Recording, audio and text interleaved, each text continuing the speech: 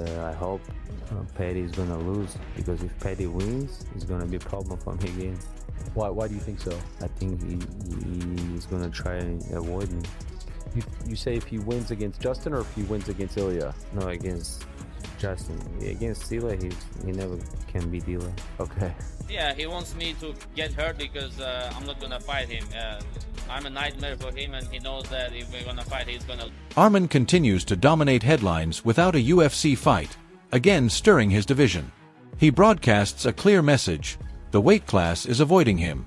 He positions himself as the fighter with no dance partner, choosing to stay active and profitable while awaiting his deserved chance. His update reveals a tone of annoyance as he establishes himself as a danger no one is keen to challenge.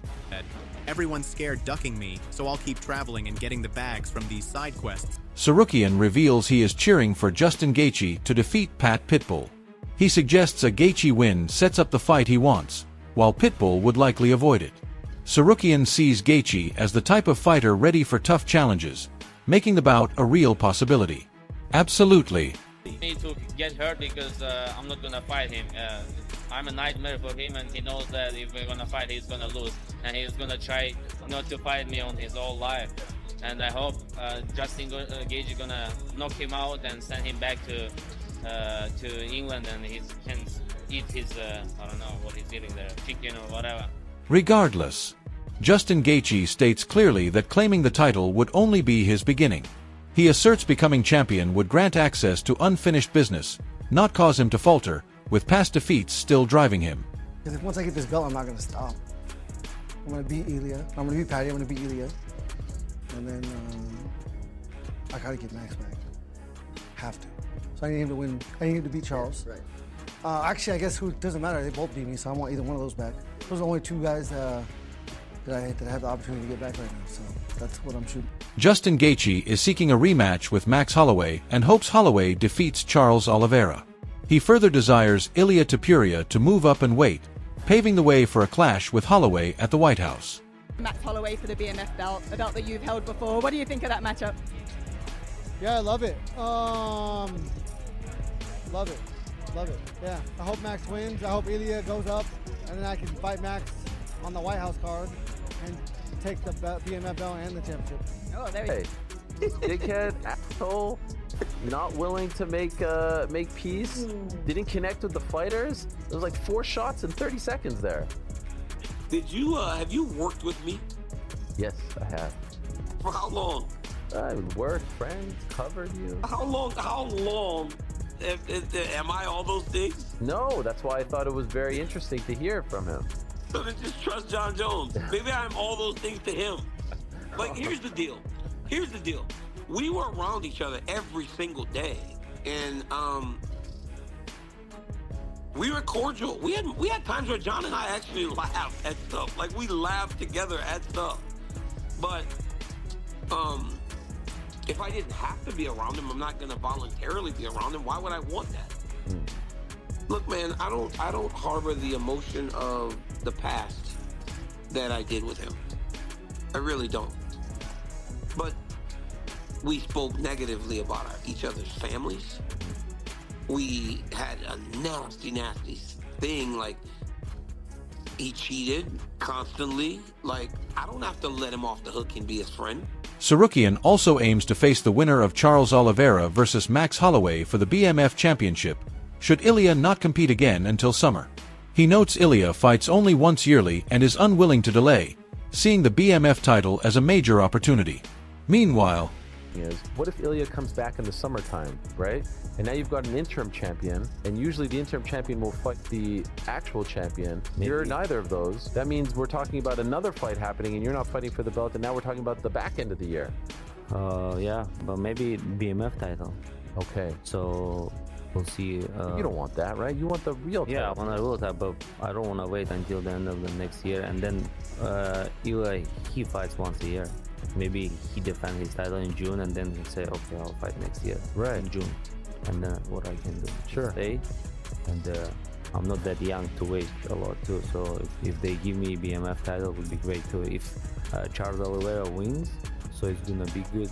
We got the story, and just get that belt, and then and then the real. He expresses no regret for the choice he made in the final seconds against Max Holloway. Knowing the fight was slipping away, he chose to bet on himself rather than just survive to the bell. He posits most fighters would avoid that risk, but embracing chaos has always defined him. He states if a future fight reaches a similar pivotal moment, his tactics will not change. When I was going to lose to Max, who makes the choice there to go to sleep or knock him out, you know? I knew I was losing and I knew that was my only chance. And most people, you know, rightly so, would not take that chance. But that's who I am, and that's, if I get that chance, if I'm in that position again, I would do the same exact thing. Pat Pitbull believes Max Holloway has already revealed how to defeat Justin Gaethje on the feet. He expresses confidence in standing with him, using Holloway's performance as a blueprint, and anticipates his own strategy will secure a stoppage within 3 rounds. That he wants to keep this on the feet. We know his knockout power, but your submission skills are so slick. You want to take it to the ground? Oh, okay. I'll keep it on the feet with him. Like, there's the blueprint there to beat him. Max done it, and everyone underestimates my strike, and everyone thinks I'm just gonna come in and I'm gonna take him down, and I'm not. Like, he had an absolute war with Chandler, and I Chandler up. So I know MMA math doesn't work, but you'll see come Jan 24th when we have a perfect game plan and we finish him within 3. Justin Gaethje admits he is near the end of his career.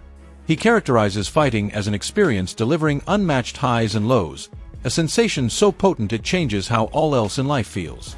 Rather than avoiding that reality, he explains he is embracing it, feeling more alive and motivated than ever. While emphasizing he is not finished, Gaethje concedes he perceives the conclusion approaching and that this awareness has made him cherish every remaining moment in the sport. Every single one of these is a traumatic life experience, and there's no matching the high or the low of winning or losing this sport. And you know, it kind of ruined other parts of life, but now I am so hungry, and I've never felt more alive than when I feel in it. I will miss it when it's gone, and you know, I think I truly love it more than most.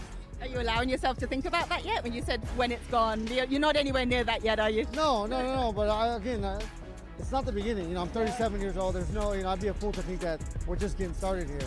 The end is near. To wrestle, then yeah, I'll go wrestle John Jones. What if John Jones wants He don't to even fight? have to make a video. Hey, he don't even have to make a video to ask me to wrestle. Yeah. What if John Jones wants to fight? I'm not fighting, man. You No. don't? I'm not fighting. Look at my face, dude. Look at all this gray. Hey, you look great. I like the beard. Hey, I'm not fighting. I'm not fighting. I would box him, but I'm not fighting. You would box John? I would love to see it. Why not? Really? Yeah, I'd box him his face up. Wow. I'm older, bro. Hey, bro, I prefer to actually just not do any of that stuff, honestly. Okay. I'm old, man. I'm a commentator. I'm chilling. Yeah. Wrestling match, probably. Wrestling match would be preferable. How does it go? Wrestling? Yeah. 10-0. 10-0. Easy.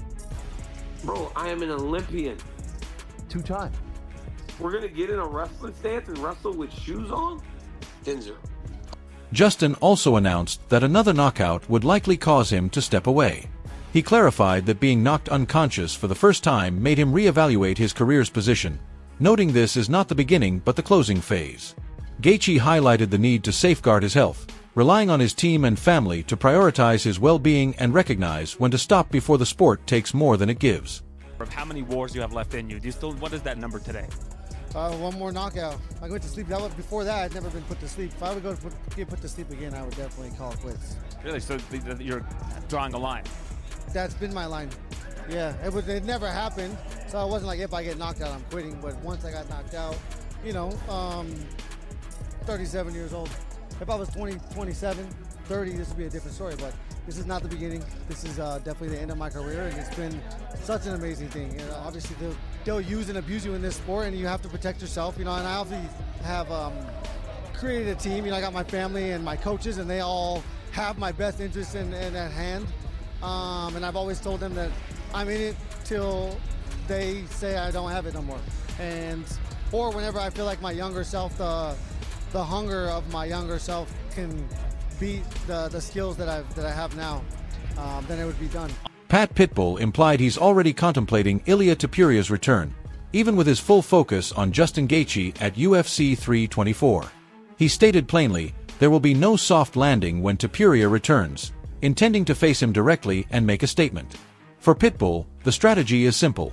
Handle Gaethje first, then turn his attention to Topuria. I wasn't too surprised. I know Ilya's going through a lot of stuff and wish him nothing but the best with it, know what I mean? That's nothing to do with us fighting, it's nothing to do with being in the cage, so all that around his family life, I hope everything goes perfect for him, but when he does finally come back and get in the cage, I'm going to punch his face in. But for now, when I win this belt, I am the champ, know what I mean? While he's out the cage, I'm the lightweight champ, and that's the way I see it. So that interim belt to you will feel undisputed? Yeah. 1 million. You compete against them in something this year. This seems to be the hot button issue right now. People want to see you in the RAF promotion or in some sort of competition. What are the chances? I don't know if it'll happen. Listen, to make me and him do anything costs so much money. There's very few people that can actually make it happen. So I don't know if it happens. And, you know, the whole wrestling thing, like, you know, that's cool, man. It's all cool to make pipe dreams, but I don't know that he's willing to allow me to embarrass him on a wrestling match. Pat Pitbull took a dig at Ilia Topuria's physique, implying his own build offers a clear edge. He pointed out that Ilia is smaller and narrower, stressing weight classes exist for a reason. Pitbull cautioned that if Topuria moves up to 155, he could be heading for serious trouble. Essentially, he wants you to win, he wants that fight. Have you allowed yourself to think of what a fight with Ilya looks like? Yeah, I think I beat him up as well, know what I mean? Like, he's very small compared to me, know what I mean? He's up to like here, he's not that wide. You've definitely seen that video of him and Panto just stood next to each other and they look the same weight. So, like, this weight class is for a reason. And if he wants to fight me at 155, it'll get seriously messy on his face. Justin Gaethje underscored that his complete attention is on Pat Pitbull. He detailed approaching the bout with an all-out combat mentality, no distractions, and no consideration for others. All his concentration is fixed. Says Scousers don't get knocked out. What do you say to that? Yeah, we'll see. We'll see. Have you allowed... I will try to test that theory. Have you allowed yourself to think ahead to once you win, if you get the win, Ilya? No thought? Nope, I've said it before, I don't ever plan on being alive after the fight, so if that's how it ends, that's how it ends. Pitbull expresses strong assurance regarding a possible bout against Justin Gaethje, indicating he believes it won't go to a decision. He characterizes Gaethje as dangerous but vulnerable and presents himself as the one able to exploit that, implying the contest ends with him securing a definitive stoppage. You're going to get this one done. I think I finish him wherever the fight goes, to be honest. Obviously, I know we can bang, but every fight we get a breakdown made of our opponent, and it actually shocks me how much he gets hit. And I know he takes one to give one, but you can't really just do that at this level. That's why he's lost to people like Eddie Alvarez, Dustin Poirier, Charles, because you can't just take one to give one, and I'm not going to just be standing there to let him hit me back, you know what I mean? So be using me range, keeping him on the outside, and I've got a feeling I'm going to knock him out, to be honest. I don't know what it is, I've just got a sneaky suspicion I'm going to knock him out. You know, I've been doing a lot of rounds with Luke Riley for this camp, and Luke's got much better technical striking than Justin Gaethje, and I'm having a lot of success sparring with Luke. And obviously one of my coaches, Ellis, who used to fight himself, he's the exact same build as Justin. He's 5'10" with a 70-inch reach, and I've been doing rounds with him. He's literally, because he doesn't fight anymore, lad, and he's just a coach, he's just done Justin's style for me. He hasn't got his own style, he's been doing Justin for me, and just the bits that were working, I can see me knocking him out or dropping him and then submitting him. People are going on about his takedown defense, but if I want to take him down, I will take him down, lad. Simple as. No, Justin Gaethje has good wrestling, he uses it very well defensively. Can you foresee him maybe being able to stuff your takedowns? No. I don't wrestle like a normal person, I don't shoot double legs and single legs and wrestle like a normal person does. I do everything differently. I'm not normal, so he's not gonna be able to get a sparring partner in what grapples like me or strikes like me, because I'm a weirdo. Fair enough. It's the way it is. But he did call your style awkward, actually. I'm honest, Val, and I'm very awkward. You can't really get a sparring partner in to do me because I'm so awkward. So I'm looking forward to fighting him. As I say, he's a legend. He's someone I've always loved watching. So to get the chance to actually get in the cage and fight with him is unbelievable. Like, I can't wait, and to have Justin Gaethje on my resume is going to be something that'll last forever. You know what I mean? It'll be part of my legacy, and I'm looking forward to it. I just hope he doesn't retire once he... Pitbull embraced his non-traditional method, rather awkward and a bit odd. He mentioned his striking and wrestling don't conform to typical strategies, which makes him impossible to copy in practice. Paddy states no training partner can accurately replicate his technique, leaving his adversaries baffled and granting him a winning edge. This does happen. What you thinking, Henry? Because I don't think it's what people are, the consensus, general consensus is thinking. I don't think that's how this goes down. What do you mean, like as in? What you thinking? You think how you thinking? No, you're telling me you got John Jones? I'm not telling you anything. All I'm saying is, that's the general consensus, and I'm telling you right now, it's not that simple. Because John Jones never went to the Division I and had the accolades and all of that, people sleep on just how talented John Jones. I believe John Jones could have been a multiple-time Division I champion. I believe that. John Jones was that good at wrestling, that good. And I've watched John Jones decide, I'm gonna wrestle. And when he decided to wrestle, he made people look bad. To where, listen, I'm telling you, this man is just freak athletic talent and the whole family. You know, John and Arthur, both state champion, New York state champion. You know, I know that's not saying a lot because that's high school, and DC definitely has the international, you know, accolades. But listen, they fought. And yes, I understand that's just fighting, that's MMA, but when it came down to that wrestling exchange, John is no slouch. This ain't gonna be just that easy. However, Daniel Cormier has finally responded to John Jones's verbal barbs. Recently, John Jones blasted Daniel Cormier, saying he's made numerous efforts to move past their history. He implied that no matter his actions, the animosity endures, making him feel Cormier desires the rivalry to stay alive. Jones states their former competition transformed into a private rift.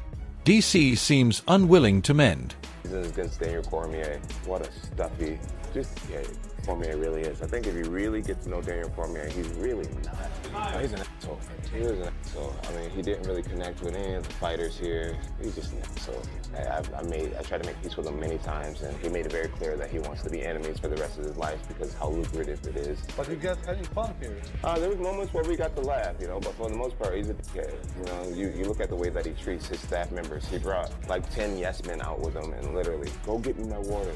Where's my this? Why is that this? It was just, he just bosses guys around. And the times we weren't filming, he wasn't very sociable with the people on set. He's just a dickhead. I think people that really work with him know that. Jones recalled his time with Daniel Cormier, characterizing it as tense backstage.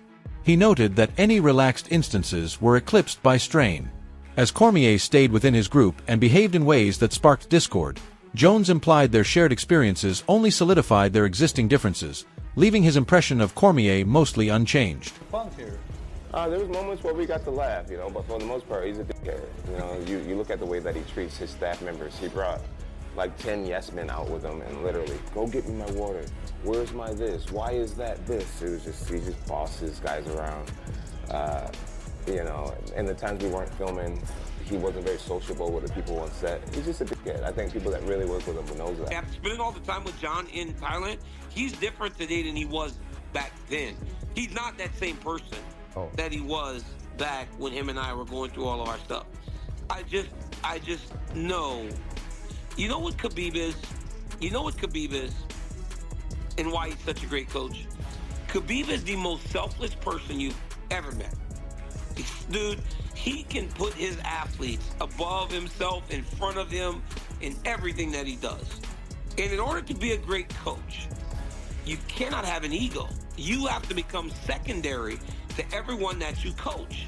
And John is he's still on the roster. He's an active fighter. And I don't know if he can be as giving and selfless to make Gable the true star of the show.